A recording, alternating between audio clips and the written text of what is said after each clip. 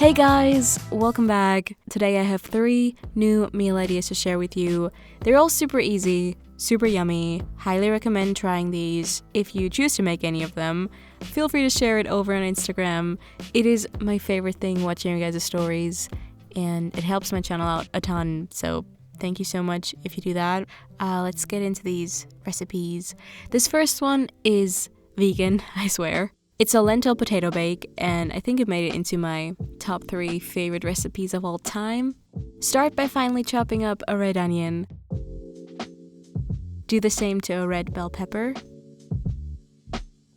Bring a large pan with a little bit of vegetable oil to medium-high. Add the onion and pepper both at the same time, letting them saute for about 6 minutes. Meanwhile, I quickly chopped up a clove of garlic. That went in there. Plus some tomato puree, soy sauce, and maple syrup. Let this cook for another 2 to 3 minutes before adding vegetable broth, 2 bay leaves, and a can of diced tomatoes. Also a half a can of brown lentils. Letting this simmer on medium-low for about 10 minutes. Meanwhile, grab a bunch of yellow potatoes. If you want to peel them. Cut them into thin circles, like a half a centimeter to a third of a centimeter thick, something like that. It's okay if they have different levels of thickness. Preheat the oven to 200 degrees Celsius. For the cheesy part of this concoction, you'll need about a tablespoon of vegan butter, which you're gonna add to a small saucepan, letting the butter melt on medium-high. Then mix in a tablespoon of cornstarch. Mix it in well so you get as little clumps as possible. Then pour in some non-dairy cream. I'm using oat cream. It was in the fridge, that's why it looks so weird. Add a generous pinch of salt. A couple handfuls of vegan pizza cheese. You can omit this and substitute it for 1 to 2 tablespoons of nutritional yeast, and it'll still be yummy. But if you have melty vegan cheese available, I would definitely not skip it. The start of something new.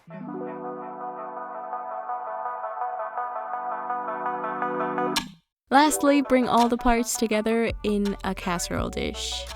Layer number 1 would be the tomato pepper lentil mix. Up next, we have the potato layer. And then cover everything with the sauce. And if you like, you can go ahead and add more vegan cheese. Let this bake for 40 to 45 minutes. And that's it. It is beautiful until you cut it. It won't hold its shape, let me just say that, but it's so good.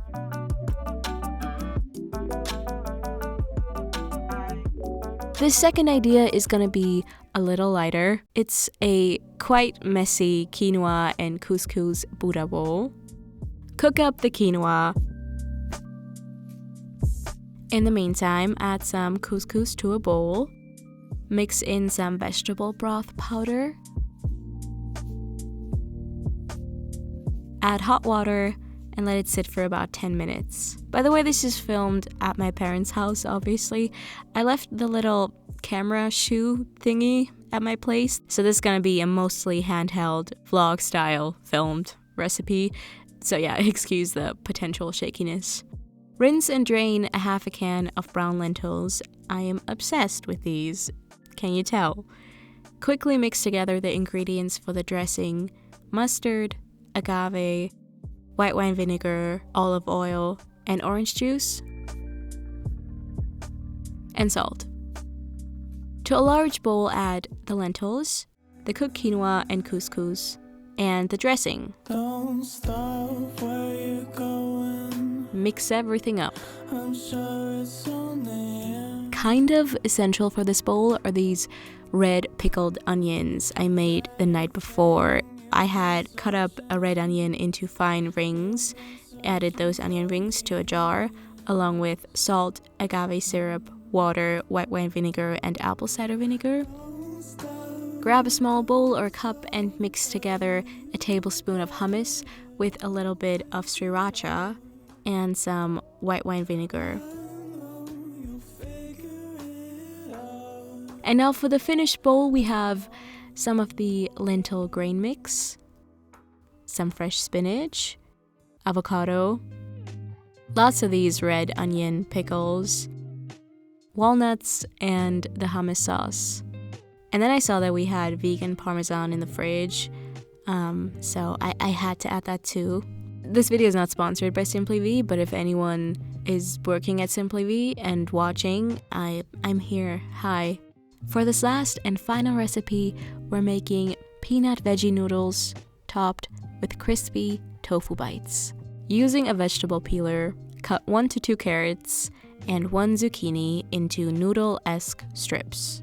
Cut an onion into rings and a block of tofu into bite-sized cubes. Add the tofu to a separate bowl along with cornstarch, spices, and salt. Bring a big pan with some oil to medium-high, letting the onion saute first until translucent for about 5 minutes before adding the carrot and zucchini ribbons. Mix those in. Let everything fry for about 5 more minutes. In the meantime, bring some water up to a boil to cook the noodles. I know rice noodles would make the most sense here, but I only have whole wheat spaghetti, so whole wheat spaghetti it is. Back to the veggies. Add soy sauce and maple syrup, or date or rice or agave syrup. Mix it in well. Then add frozen peas, or if you're fancy like me, frozen edamame. Turn the heat to low while you combine the ingredients for the peanut sauce. This recipe has like a bunch of mini steps, but bear with me. In a small bowl, combine peanut butter, soy sauce, lime juice, white wine vinegar, and hot water from the pot with the noodles. Basic warm water works too. Mix it until you get to this consistency. Also add salt to taste. Lastly, for the tofu, let it pan fry on medium-high heat for 5 to 7 minutes, stirring every once in a while until it's crispy and golden brown. And now, bring everything together.